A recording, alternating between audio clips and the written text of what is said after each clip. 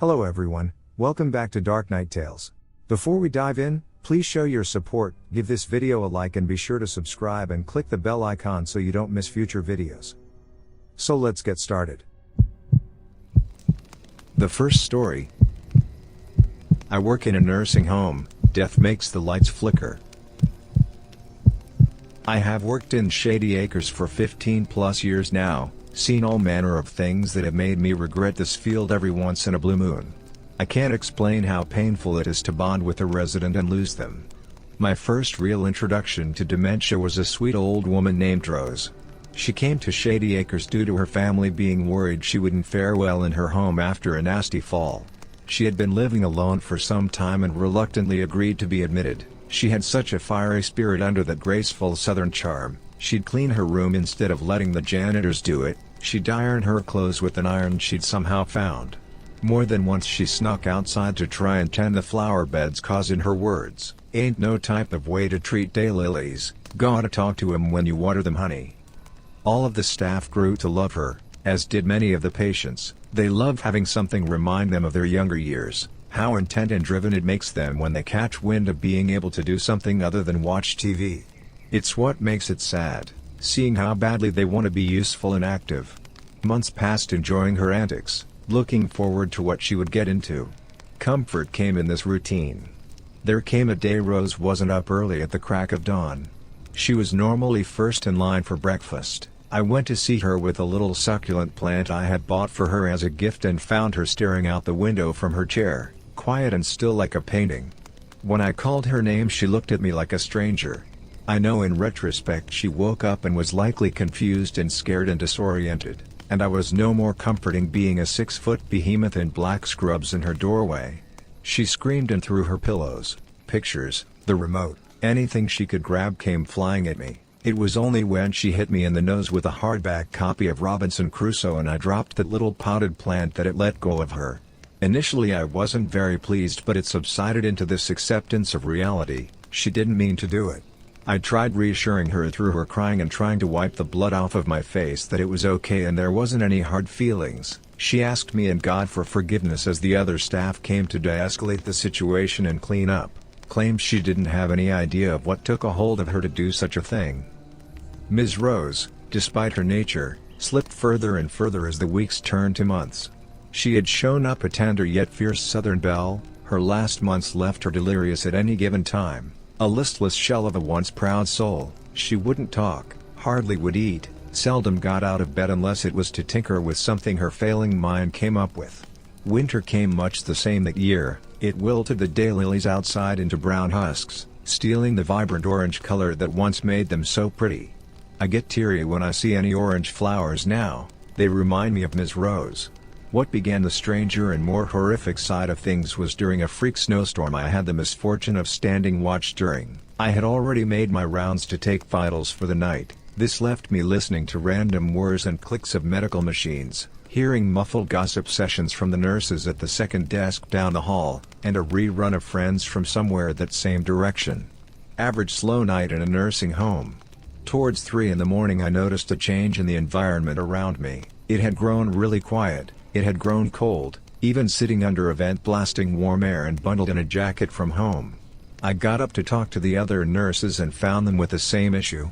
We looked over the equipment and found it all still in order, all systems still operated, no alarms went off, but it felt like static had soaked into the air, like the room was stuffed full of cotton and no noise could come through unless you were right there at whatever it was that made it. Shady Acres felt disconnected from the outside, as stepping through the door came with howling wind and almost warmer air despite snow falling to the ground.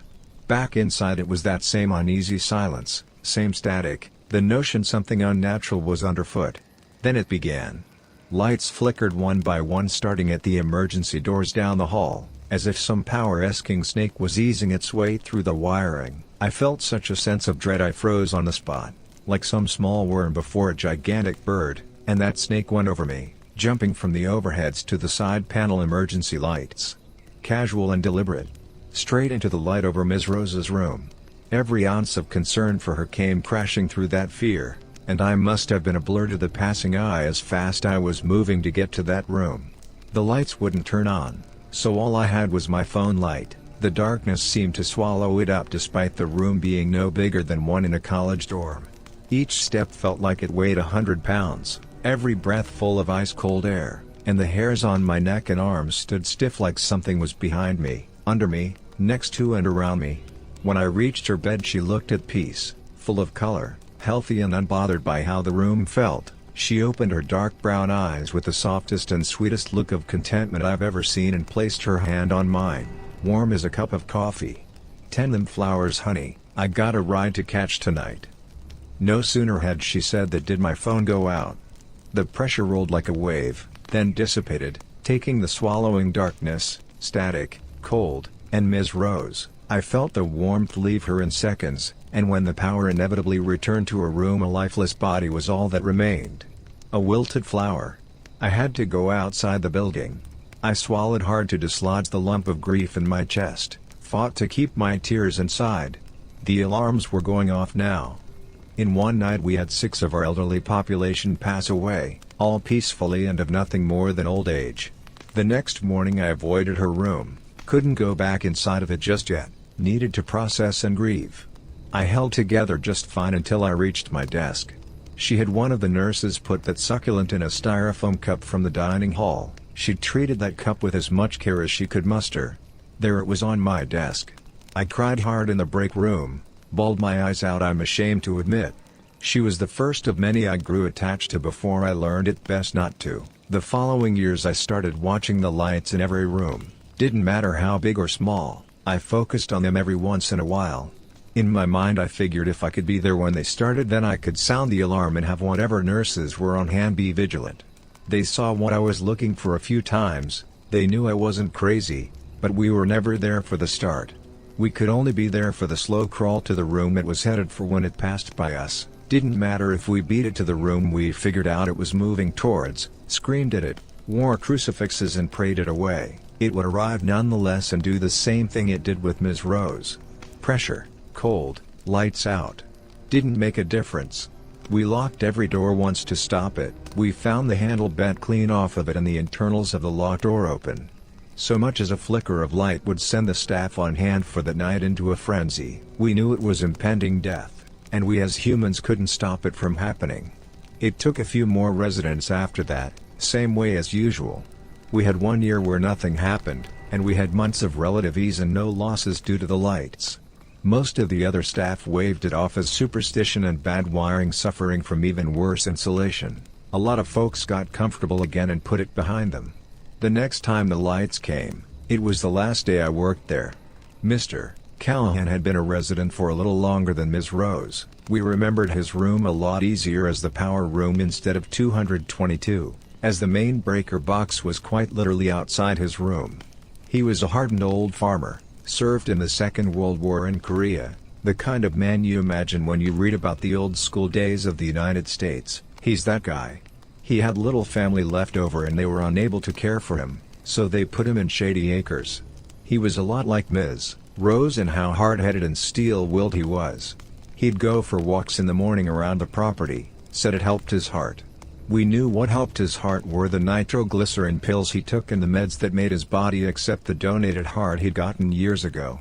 But we weren't going to discourage an inactive lifestyle, weren't gonna have him sit in his room and wait for the lights. A bad thunderstorm hit around June, emergency generators kicked in to restore power, the nursing home looked like red hell in some areas. I heard an alarm go off behind me, one of the first in ages. It was Mr. Callahan's, and his heart was racing and beating erratically. Ska. I tore across my desk and met other nurses rushing to his bed. One of them had grabbed a defibrillator and had began administering paced shocks to get his heart back into proper rhythm. Those that weren't assisting with Mr. Callahan were checking on other patients and making calls to the hospital to arrange a transfer. I was watching the emergency lights. They all were flashing. Each and every one of them. It was moving with the heart monitor's beeps, and when they administered the defibrillator or lightning struck they all would light up with burning intensity, like a welding arc. Cold began to spread, the room grew thick and uncomfortable, and much like the emergency lights the pressure that formed would buck and writhe each surge of electricity. We all grew desperate, our orders and demands to each other full of fear. Mr. Callahan was no more better than when we began. It was choking our efforts off. making us sloppy, waiting for us to get too tired and too uncomfortable in the cold. It was mid-June, it was hot and humid outside, yet you could see your breath inside the room. So I had an idea, a last attempt to stop the lights. I bolted out of the room and towards the west side of the nursing home. It was empty and I figured I wouldn't be challenged if I went that way, but it seemed whatever was there to claim Mr. Callahan knew my intent. Once I crossed the double doors I found thick darkness, like a wall of nothingness. I had been here for a decade and some change, I didn't need lights to find the AED, so I kept my frantic pace. I traveled maybe 10 feet before I heard the doors slam shut, then the horrific sound of tables and wheelchairs being thrown aside, something new that this sanity could do. Computer screens flashed alive, machines strained and groaned with the surge of power the lights brought with it, and I could almost feel something barely missing the back of my scrub's collar, but I kept going. I cut a sharp corner at the watch desk area and listened to a stack of medical supplies and papers fly off a counter and down the hall. Thank God for these non-slip shoes. The AED hung on the wall just ahead and I tore that machine out of its box with sheer ape grip strength. Rushing back into the east side, I could see the nurses in the power room tending to him, and to the left I could see the breaker box. I began to turn the AED on and take out the pads in preparation. As I got closer, 5 steps shy, I felt it grab me. I've never felt such pain in my senses, never felt my joints pop and throb in agony. My whole body seemed to lock up. It finally had caught me, and it was showing me what it felt like to oppose it. Nurses rushed to help me but were thrown back through the air. Doors began to open and slam. The lights seemed to tremble off and on. The cold doubled into bone-chilling freeze. I couldn't get to my knees without being slammed with agony. It had me held down. It was going to put the one thing that would threaten its ritual out of commission long enough to finish the old man off.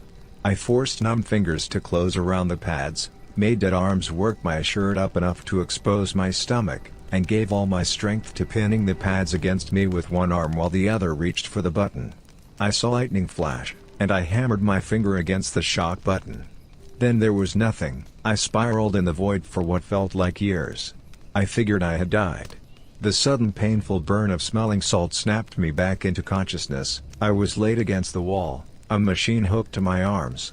Everyone looked exhausted, some looked terrified, and some were asleep in the floor, drenched in sweat. Mr. Callahan's heart monitor beat steady and strong, a soothing noise to end a nightmarish night. The next day I put in my 2 weeks' notice. I had seen enough. The residents were understandably shaken, but most believed that the wind from the thunderstorm had caused a freak accident. A few of them soon requested to be moved themselves.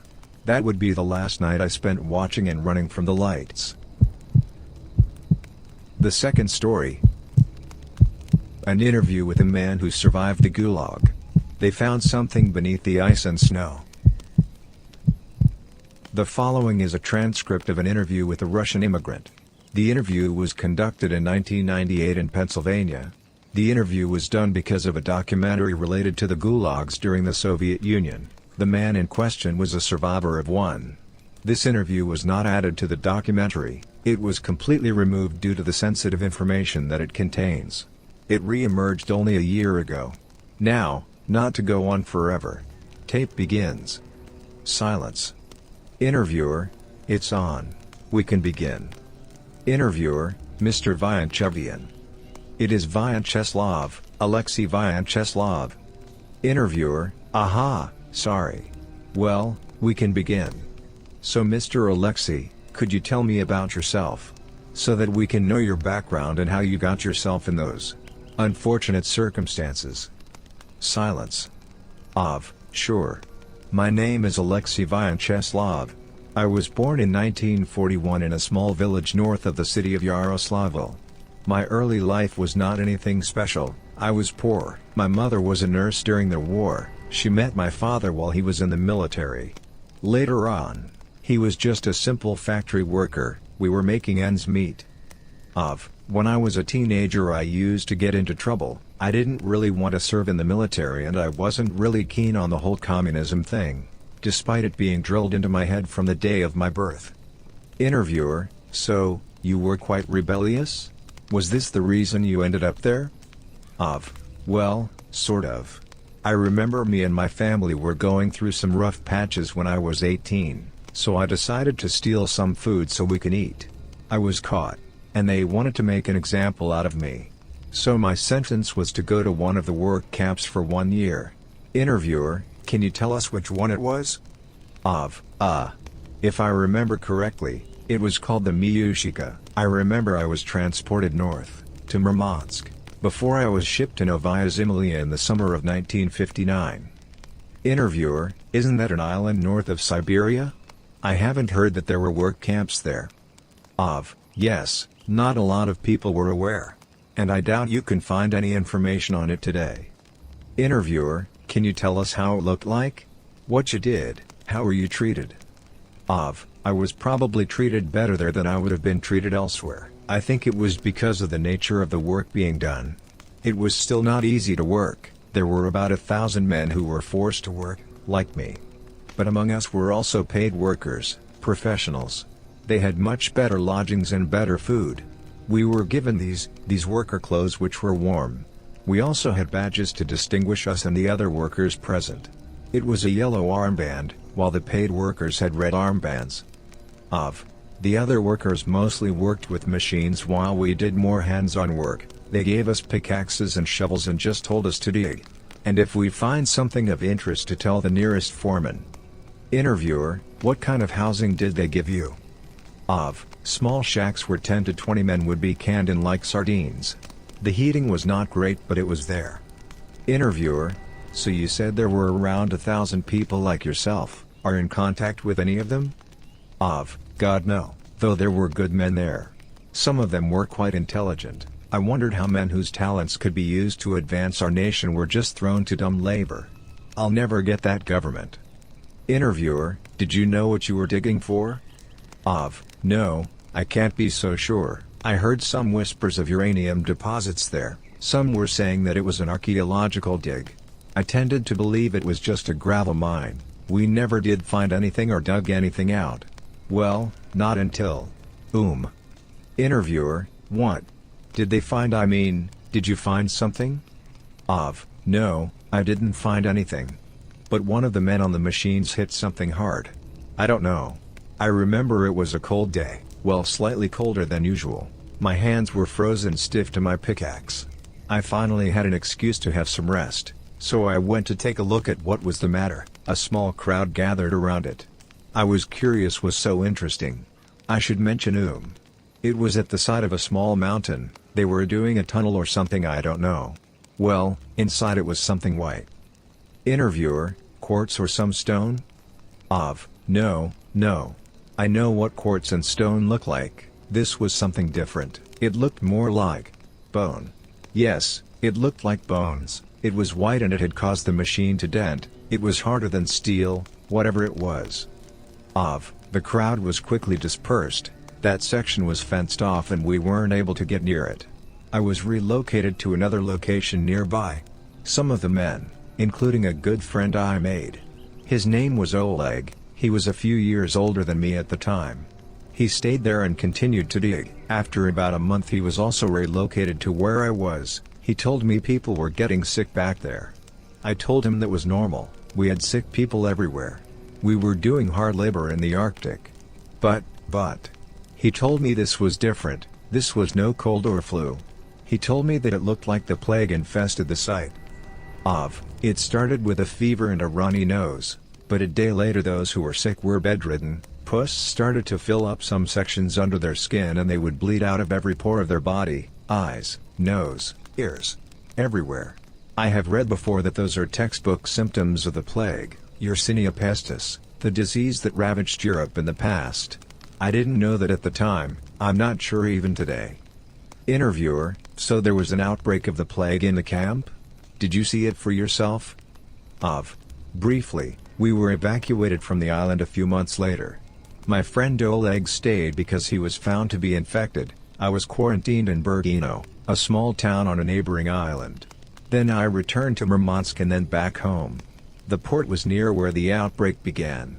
I remember seeing bodies wrapped in white sheets, which were stained in blood and pus. It was enough to make someone gag. But the smell was also abhorrent. It smelled worse than death, and it had a slight hint of iron from the amount of blood that was present.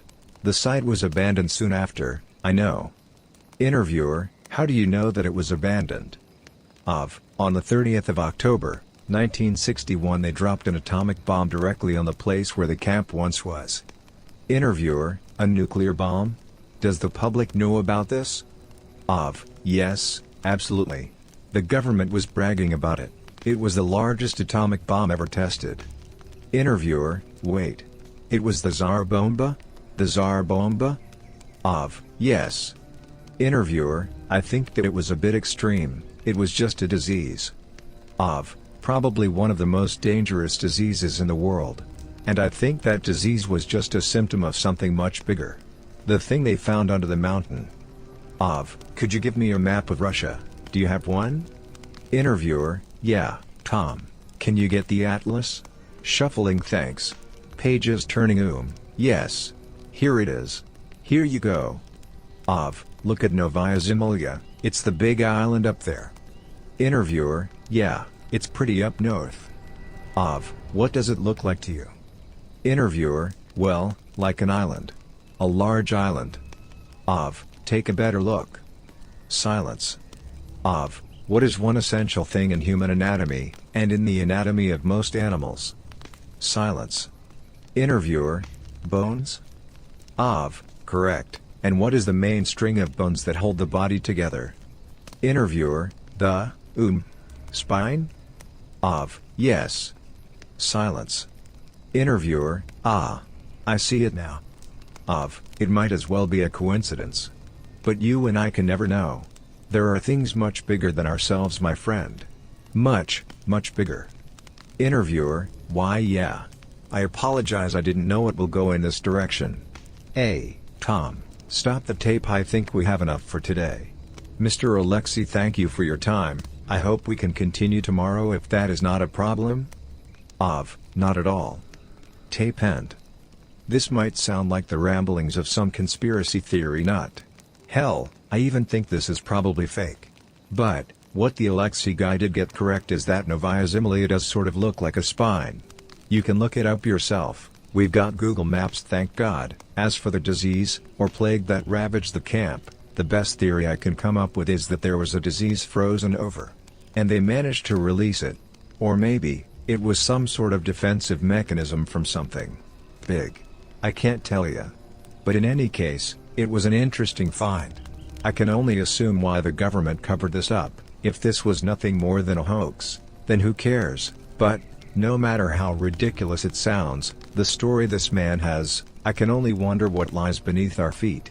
And what lurks on the very planet we call home, the same home we boldly think we know so well. Zara slowly raised her hand to volunteer. I'll go, she muttered softly. Tammy jumped up with excitement and snatched the camera out of my hands and shoved it into Zara's chest. Count to 50. And if you find us, we have to help you look for the others, Tammy explained to Zara before running down the hall into slight darkness. Zara started her count, and I started running down the opposite hallway from Tammy. Hayden followed Tammy in pursuit. As Zara got to 20, I was a good distance from her. I shined my flashlight against the wall. All the dirt and muck covered the white walls with dirty, dingy flowers. I looked around the hallway and saw 2 doors on each side of the hallway. I opened the door on the right and closed the door behind me. Looking around the room, a patient's bed in the far left corner and a cabinet on the far right side of the room. A small stench of mud and must filled the air, and the rug in the room damp with dirt water from recent flooding. As minutes in the somewhat decent-sized room, I heard a light sound of metal dragging against the wall down the hall from the room I was in. I slowly got to my knees to crawl over towards the door to cause less noise. Putting my right eye against the small keyhole, I looked around the best I could. The dragging of metal stopped mere inches away from me. I quickly turned my flashlight off and was consumed by complete darkness. A scraping noise came from the other side of the door, then slowly to the door handle. As the door handle twisted and turned, I quickly ran over toward the bed and slid under it. The door pushed open. 2 big pairs of gray-looking feet walked into the room. It sniffed the dim, dirty air before saying in a deep demonic tone, "I smell you, little one. I just want a bite." I covered my mouth to stop my harsh breathing. The figure slowly turned around and stepped into the hallway, walking down towards where Zara counted. I wanted to leave and run far away from here and go to the comfort of my home. but I couldn't leave them here with that thing roaming around. Coming from under the bed, I slowly crept toward the door and pulled it open slightly. Slowing walking down the hall, turning my head behind me to watch if the creature tried to sneak up on me. I bumped into something hard and stiff. Raising my head up, I saw Hayden turning around and gave me a confused look. "Dude, watch where you're going," he said, brushing his clothes off. I quickly shot up toward my feet and grabbed his arm and tried to pull him toward the stairs. He pushed me back and grabbed my jacket collar. "Man, what is wrong with you?" he said, tightening his grip. "We need to leave this place. I just saw something." I stumbled and stuttered over my words. As I said those words, me and Hayden heard screaming down the hall and multiple footsteps. Tammy and Zara raced down the hallway toward us. Hayden loosened his grip on me and put me down and turned near Tammy and Zara. "What is wrong with you guys?" Hayden said, annoyed and turning his back toward the hall Tammy and Zara came from. "There's something in here, down there. It's big and grayish," Tammy stuttered. Hayden grew more annoyed and walked down the hallway. Tammy claimed to see the creature. He looked down the hall and turned around to us and threw his hands up. "You all are just paranoid. They're naughty." Hayden stopped his sentence before pulling the handgun out his waistband and fired 4 shots. A large sickle plunged into Hayden's chest and cut upwards. His blood splattered over the dirt and moss on the walls and dropped to his knees. A tall, crooked-shaped, long twisted arms, the big smile the man had, or whatever you call it, was big and its sharp teeth pierced its skin. A sickle in one hand and Hayden's decapitated head in the other, the figure twisted itself and opened his jaw, 10 times as wide as any human could, and devoured Hayden's head. The figure set its big round red eyes on us. It licked its weapon covered with Hayden's blood off and walked toward us. "1 bunny down, 3 to go," it said in that same demonic voice. We all ran toward the old rusty steps. In a rush we all tumbled over each other and fell down the steps. Once we all hit the dirty damp floor, I slowly got up and stood up while helping Tammy up. Zara clenched her right ankle. "Tammy, help me with Zara. Hurry." I lashed at her, picking her up and throwing her left arm around my neck, Tammy doing the same with her right arm. We quickly made our way through the halls of the hospital in search of the way we came in. The scraping of metal caught our attention as the figure slowly made its way toward us. The smile growing larger on its face, it quickly picked at its pace. We started running with Zara on our shoulders. Tammy somehow tripped and brought Zara down with her. Zara screaming in pain. Tammy quickly got up and tried pulling her up, but I quickly pulled her back as the figure tried to slash at her.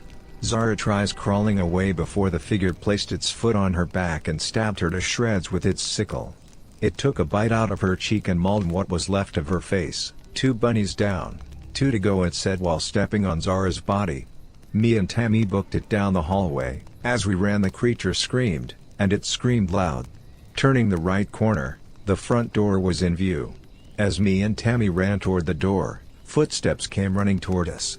With taking a quick glance behind us, 2 extra of those creatures joined up with the original one and chased us, slowly gaining on us. As they gained on us, I slowly started to slow down as I tried to keep up with Tammy. I reached my hands out and grabbed her shoulders and threw her to the ground. She fell into the wall and the footsteps stopped and screaming came from behind me. I turned around for the last time and saw Tammy reaching her arm out for me as the bit and slashed her. I bursted through the door and slammed it behind me. I nearly tripped down the decrepit steps as I rushed toward my bike. I yanked my bike from the tree and started pedaling as fast as I possibly could. I looked over my shoulder and saw the original creature that killed Hayden and Zara. With its free hand, it held up 3 fingers and smiled so hard its face was deforming. I pedaled to my house without stopping for air. I got home and couldn't sleep at all that night or for the next week. I still couldn't process what happened that night. An investigation was launched, but they never found the bodies. It's been 5 years since that night. I even left my hometown, but it hasn't left my mind at all. The way Tammy looked at me while being mauled to death by whatever those things were. Sometimes, I see her in my dreams tormenting me, asking why I did it. I could never give her a straight answer. If you made it to the end of the video, thanks for watching. Don't forget to like, subscribe and share, and we will see you in the next video.